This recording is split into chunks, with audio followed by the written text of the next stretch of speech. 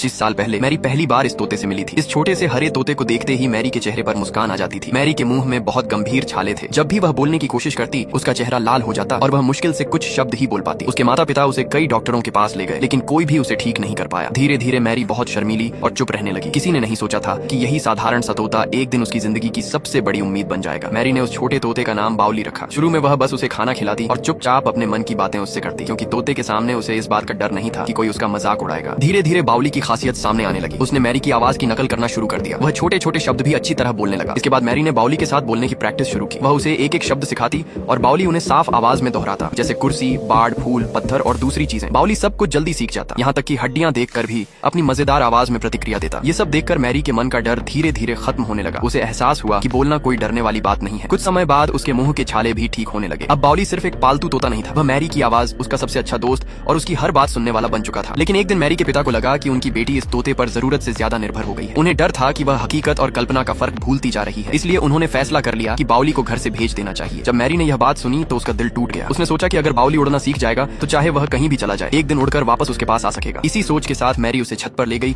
और उड़ना सिखाने लगी। वह खुद पक्षियों की तरह हाथ फैलाकर कूद कूद कर उसे उड़ने का तरीका दिखाने लगी। लेकिन तभी उसके पैरों के नीचे की लकड़ी टूट गई। मैरी का संतुलन बिगड़ गया। उसकी आवाज सुनकर उसके पिता तुरंत दौड़े और समय रहते उसे पकड़कर बचा लिया। इस भयानक हादसे ने बाउली को भी बुरी तरह डरा दिया। इसके बाद मैरी के पिता अपने फैसले पर और भी अड़ गए और उन्होंने बाउली को घर से भेज दिया। जब बाउली को गाड़ी में बैठा कर ले जाया जा रहा था, उसने पीछे मुड़कर मैरी को देखा। मैरी की आंखों में आंसू थे और वह उससे बिछड़ना नहीं चाहती थी। उसी पल बाउली ने मन ही मन ठान लिया कि वह एक दिन उड़ना जरूर सीखेगा और चाहे कितनी भी दूर जाना पड़े वह फिर से मैरी के पास लौट कर आएगा। इसके बाद बाउली को एक गिरवी की दुकान पर ले जाया गया। अब बाउली पूरे दिन पिंजरे में बंद रहता और किसी के उसे खरीदने का इंतजार करता। एक दिन एक चोर चोरी का सामान बेचने के लिए उस गिरवी की दुकान पर आया। तभी उसकी नजर बाउली पर पड़ी। बोलने वाला तोता देखकर वह हैरान रह गया और उसे खरीदने का मन बना लिया। उसी समय एक बुजुर्ग महिला भी वहां पहुंची। उन्होंने भी बाउली की खासियत देखी और उसे खरीदना चाहा। दोनों के बीच बोली लगने लगी। आखिर में चोर हार गया और बाउली उस बुजुर्ग महिला के साथ चला गया। दुकान से बाहर निकलते ही बाउली ने इशारों और अपनी बातों से बुजुर्ग महिला से उसे पिंजरे से बाहर निकालने की विनती की। वह तुरंत मैरी को ढूंढने निकलना चाहता था, लेकिन जैसे ही उसने शहर की ऊंची ऊंची इमारतें देखी वह घबरा गया। उसे न तो ठीक से उड़ना आता था और न ही यह पता था कि मैरी कहाँ रहती है। आखिरकार वह वापस बुजुर्ग महिला के पास आ गया और उनसे मैरी को ढूंढने में मदद मांगी। दयालु महिला तुरंत उसकी मदद के लिए तैयार हो गई। काफी कोशिशों के बाद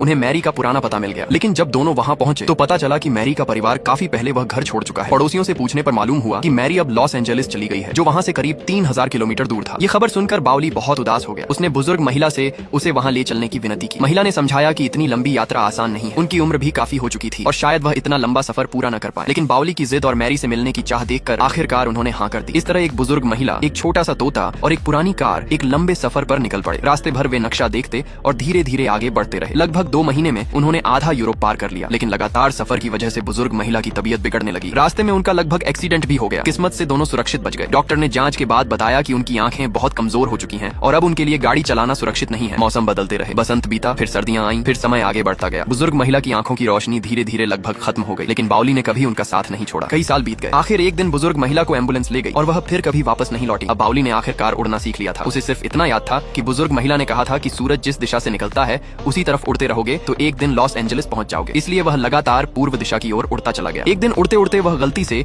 एक बड़े कारखाने की चिमनी में जा गिरा। वहाँ एक दयालु आदमी ने उसे बचाया और स्थानीय पशु संरक्षण संस्था में पहुंचा दिया। लेकिन उस संस्था का अध्यक्ष बाहर से भला दिखता था, जबकि असल में बहुत लालची और चालाक इंसान था। जब उसे पता चला कि बाउली बोल सकता है और उसकी याददाश्त भी कमाल की है तो उसने उसे झूठा भरोसा दिया। उसने कहा कि अगर बाउली उसके कुछ प्रयोगों में साथ देगा तो बदले में वह उसे उसकी छोटी मालकिन मैरी से मिलवा देगा। बाउली को उसकी बात पर भरोसा हो गया। उसने सोचा कि शायद अब वह सचमुच मैरी से मिल पाएगा। इसके बाद उस आदमी ने अपने सवाल और प्रयोग शुरू कर दिए। इसके बाद बाउली की कई तरह की जांच की गई। उसे अलग अलग तस्वीरें दिखाकर पहचानने को कहा गया और उसने हर परीक्षा आसानी से पास कर ली। एक रात जब सब लोग काम खत्म करके जा चुके थे, बाउली ने अध्यक्ष को किसी से फोन पर बात करते हुए सुना। उसकी बातें सुनकर बाउली का दिल टूट गया।